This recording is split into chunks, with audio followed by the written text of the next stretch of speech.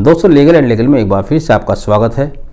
29 अक्टूबर 2022 को जिला bar association द्वारा एक सिंपोजियम का आयोजन किया गया।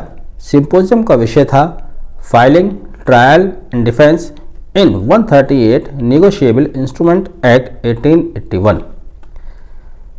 इस सिंपोजियम में वरिष्ठ अधिवक्ताओं ने 138 NI एक्ट के संबंध में मुकदमे दायर करने, ट्रायल की प्रक्रिया और दूसरे पक्ष के पास क्या क्या बचाव हैं उसके ऊपर विस्तार से चर्चा की। सिंपोजियम में उपस्थित सैकड़ों अधिवक्ताओं में से बहुत से अधिवक्ताओं ने जिज्ञासापूर्ण अपने प्रश्न किए। एक्सपर्ट द्वारा उन सभी प्रश्नों के उत्तर दिए गए। एक्सपर्ट में अधिवक्ता सुरेंद्र कुमार, जिन्होंने 138 NI एक्ट की फाइलिंग के बारे में बहुत सारी चीज़ें बारीकी से बताई। वहीं अधिवक्ता अशोक कौशिक और अधिवक्ता दीपक राज प्रेमी जी ने सुप्रीम कोर्ट द्वारा विभिन्न दिए गए निर्णयों पर चर्चा की। वहीं साथ ही अधिवक्ता एडवोकेट रियासत अली ने 138 NI एक्ट के संबंध में बताया कि यदि इन केसेस को फाइल करने का जो टाइमलाइन दिया गया है वो टाइमलाइन आपकी स्लिप हो जाती है, तब आपके पास क्या रेमेडी है। कुल मिलाकर वहाँ मौजूद सभी अधिवक्ताओं ने इस सिंपोजियम को भरपूर एंजॉय किया। उसमें बहुत से प्रश्न किए गए, उनके प्रश्नों के उत्तर दिए गए। थोड़ी सी क्लिप आपके सामने है, डिटेल में नहीं है भी। अगला सिंपोजियम 5 नवंबर को होगा। इस सिंपोजियम की अध्यक्षता बार के अध्यक्ष विक्रम सिंह तोमर कर रहे थे तथा सिंपोजियम के अंत में महासचिव प्रवीण कुमार सुधार ने सभी का आभार व्यक्त किया।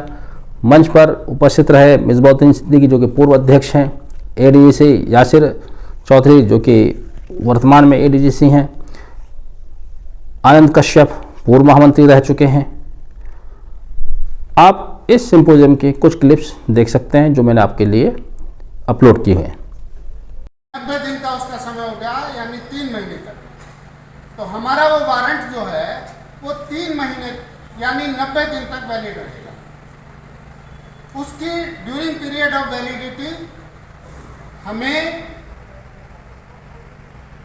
चेक में वर्णित धनराशि की डिमांड करते हुए एक नोटिस, जैसे ही हमें बैंक से इंटीमेशन मिलती है कि आपका चेक जो है वो अनपेड हो गया है, वो डिसऑनर्ड हो गया है, हमें तो उसमें चार्ज फ्रेम होने के बाद वो 141 आप सही हो सकते हैं, किया जा सकता है।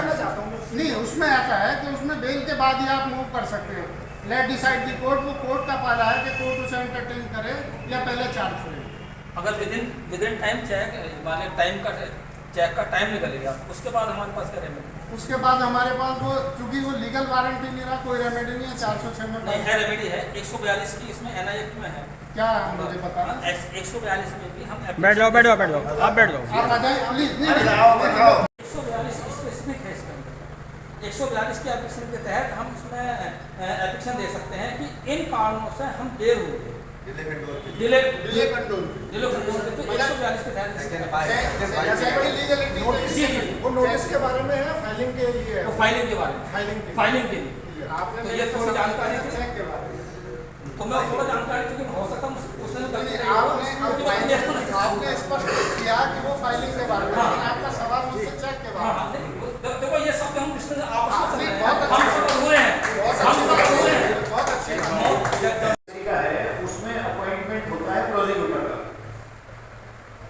तो ऐसी जो कंप्लेंट्स होती हैं जिसमें स्टेट पार्टी होती है, और सीरीज जैसे 188 में होती तो कंप्लेंट होती है, हम लोग करते थे फाइल, तो उसमें एक परमिशन दे दिया जाता था कि वादी हर डेट पर नहीं आ पाएगा। सपोज उसमें DM है, SSP है या कोई पार्टी है जिसकी तरफ से मुकदमा कायम हो रहा है, तो या किसी दरोगा नहीं किया है MIR दिखा दी 188 में।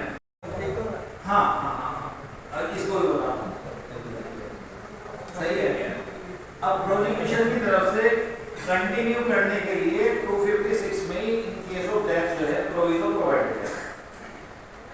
इस तरीके से उसकी जगह मुझे वादी बना दिया जाए, तो खैर वो तो अलग बात है। उस केस में पर्टिकुलरली वो ऑर्डर नहीं हुआ था, लेकिन उन्होंने उससे अगली डेट पे लाके एफिडेविट दे दिया, इस तरीके से मुझे वादी नियुक्त कर दिया गया है और उसके वो तमाम बयान जो है होते हैं। तो प्रॉपर्टी से रिलेटेड मैटर को जैसे